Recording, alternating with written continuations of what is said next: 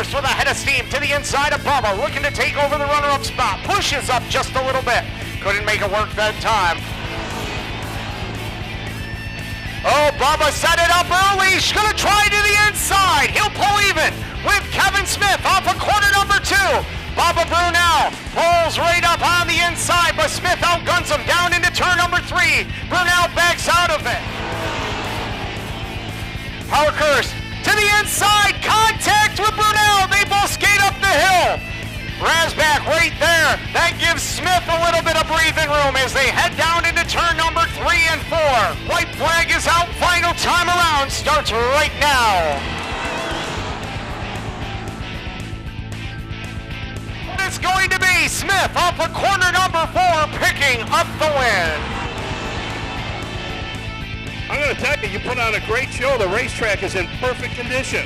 Hats off to those guys. The track is really, really nice. The car's great. I feel bad for P. We absolutely had nothing for him. I think he was going to smoke the place up. But I just tried to hold it on the bottom, stay smooth. And somebody got, I think it was Bubba, tried to get underneath me there and force the issue. We held them off, and here we are. Before they go fast and start the power slide, we salute you with the big blocks, 4 wide. The ground-pounding, earth-shaking, window-rattling, 800 horses without all the mess. The big block modifieds.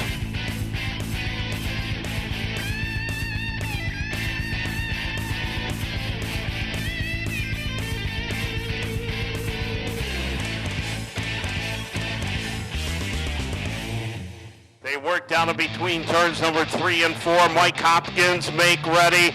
They start to pick up those big blocks. The Bullies of Broadway coming off of turn 4. Green lights are on. We're up to racing speed.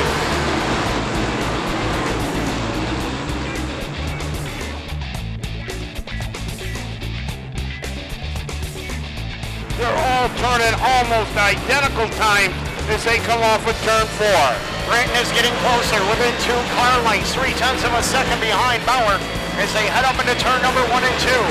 Fuller rides back there in 3rd. Here comes Fuller to the inside, looking to get around Britton for position number 2. Fuller really putting a charge on, getting down onto the inside. We got a car in trouble at the 3/4 point going down the back straightaway. As they bring it off of turn number 4, Fuller's going for the lead into turn number 1.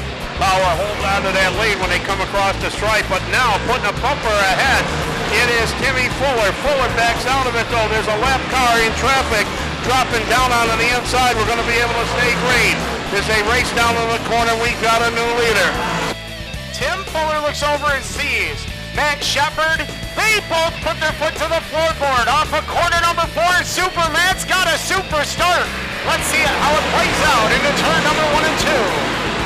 Fuller on the top side, looking to regain the momentum off the corner, and it will be Fuller taking them down the back straightaway. As they work off the turn, Bellinger gets around Larry White to pick up position number 12. Down in between turns 3 and 4. Ladies and gentlemen, All-Star winner 2011, Timmy Fuller. Billy Decker second, Matt Shepard is third.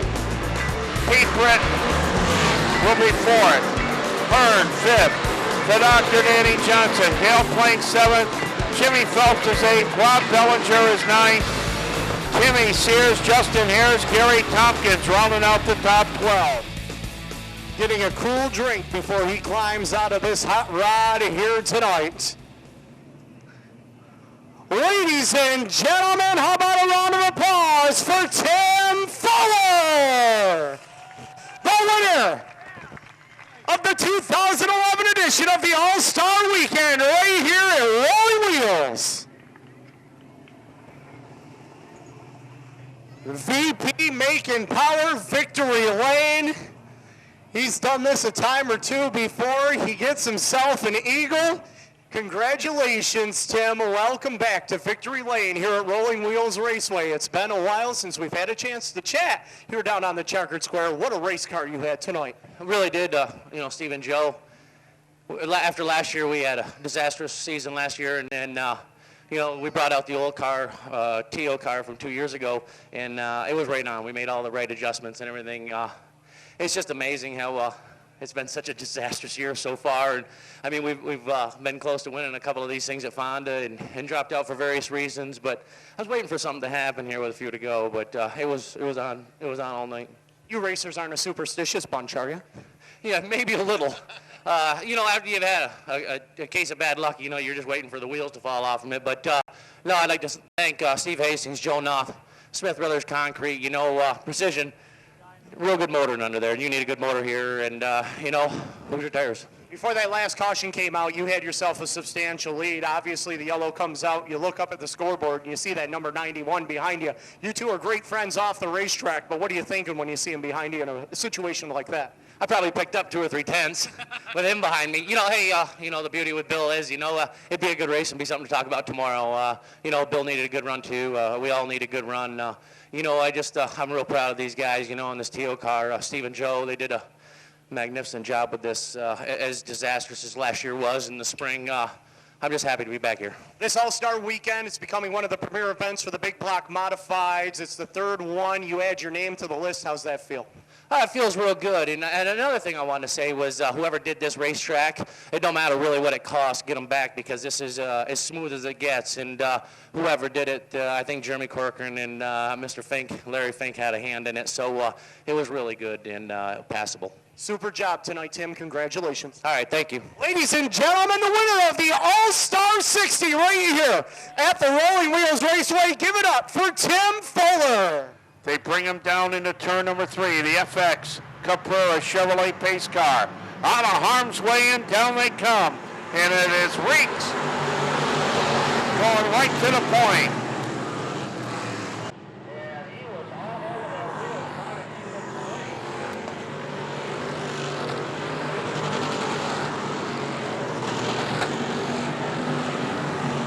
As Reeks has his hands full with the Sears number 83X into turn number 3 and 4. Reeks gave him a little shot in the Tuchus, let him know he's there. They'll come off the turn, nose to tail, as Sears swings up wide. Can't quite make it work that time on lap 19. And now they're in some heavy traffic again going down into turn number 1. There's going to be 11 laps to go. We got a new leader off of turn 2.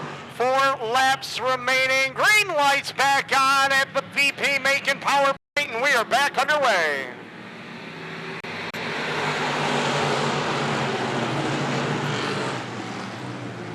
Sam Reeks able to grab the number 1 position. Tyler McPherson and Danny Wiesner going after the Sears 83X. Now here comes the 66 on Wiesner, taking the 2 spot away. Wiesner up to second as they work their way off of corner number 2.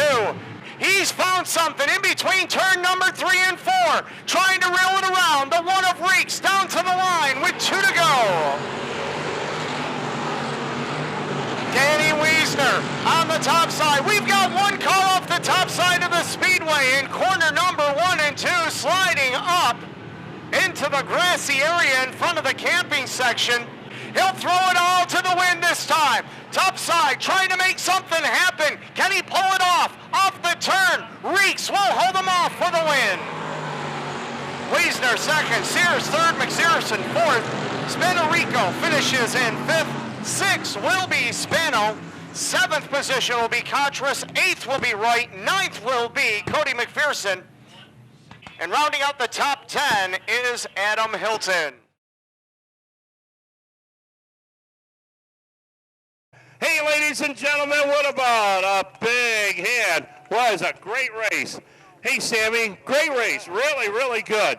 I got to tell you, I sat down here to watch the last 4 or 5 laps, and it was exciting from my point of view. That restart spelled the difference. You grabbed that lead, and then on that last one, now, did you have your choice to go inside or outside lane? You did, and you picked to go to the inside. Right. Why? I knew if Timmy was out there, he'd give me a better run, and I knew Dan probably had a little bit less gear in his car than me.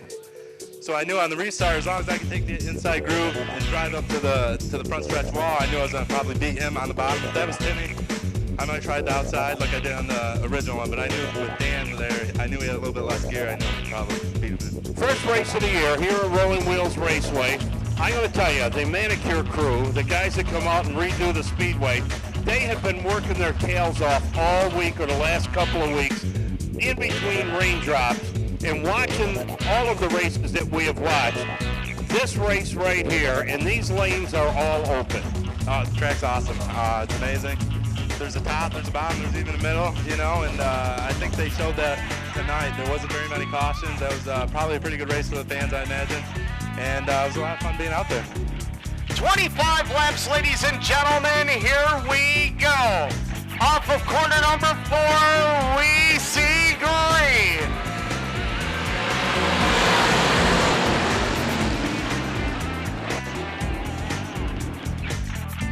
Off the corner it is. Billy Decker into turn number 1, all by his lonesome. With 8 laps remaining, as they work their way down into turn at number 3 and 4, Billy Decker, 5-second advantage over the 99L of Larry White. Billy Decker takes the win in the 25-lap safety clean shootout. Lightning Larry White is second. Matt Shepard is third. Brett Hearn fourth. Danny Johnson fifth. Always nice to have a little something extra, especially this All-Star Weekend. It's becoming one of the premier big block modified events. Something like this to add a little bit to the driver's pockets never hurts. No, it certainly does. It was, you know, on behalf of all of us drivers, we certainly appreciate these shows. We like running in special events, and this is certainly one we like to see grow and get better and bigger, and we'll all want to be a part of it.